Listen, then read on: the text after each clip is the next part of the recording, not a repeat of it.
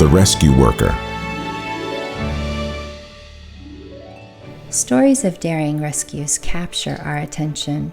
The selfless rescuers inspire us with their determination to save others.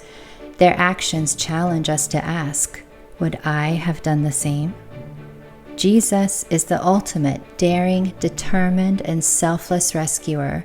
He put it all on the line for us. He held nothing back, but gave everything to save us, the ones he loves.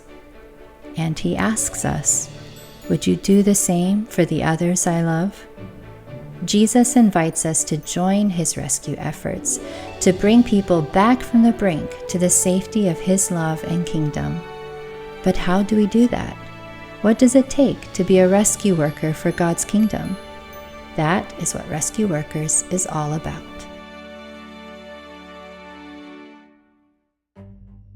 I want to tell you a story, Douglas. It's New Year's Eve 2021 near Houston, Texas.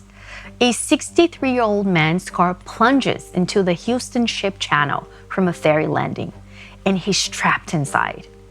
Robert Cody Moore, a 54-year-old, is enjoying his meal at a nearby restaurant when he hears about the emergency.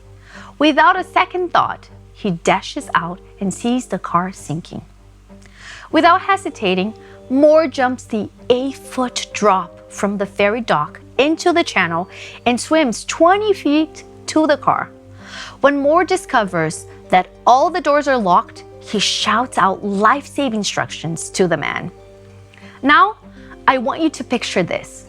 The car is sinking fast, and a current is dragging it towards a buoy. Time is running out. Then, as the water reaches the man's head, the driver's window opens. Moore pulls him through the window, tells him to float on his back, and holds him close to keep him safe. Now remember, the ferry dock is 8 feet above water, so they can't get out of the water there. Instead, Moore swims another 30 feet to the buoy, where they hold on to the chains, waiting for help. Moore's son and his neighbor come to help. They make a rope from shirts and lower it from the ferry dock to the water. Moore then swims back to the landing with the man, grabs the shirt rope with one hand while supporting the man with the other, and both are pulled to safety. What a way to end the year. Wow. Stories like these leave us in awe. Tales of bravery inspire us to reach for greater heights too. Yet, there's a story that surpasses them all, isn't there, Rebecca? It is the story of the journey of God's Son. Absolutely. You know, Moore left a New Year's Eve dinner with his family. He left a good, safe, and enjoyable place to jump into a cold and dangerous river to save a stranger. But think of this. Jesus left the perfect harmony, love, peace, and beauty of heaven to plunge into our world's frightening waters. He left perfection so he could rescue us from the depths of our sin. Paul writes, though he was God, he did not think of equality with God as something to cling to. Instead, he gave up his divine privileges. He took the humble position of a slave and was born as a human being. And like the man in the car, he cannot save ourselves. Paul highlighted this with a personal example. He wrote, I love God's law with all my heart, but there is another power within me that is at war with my mind. This power makes me a slave to the sin that is still within me.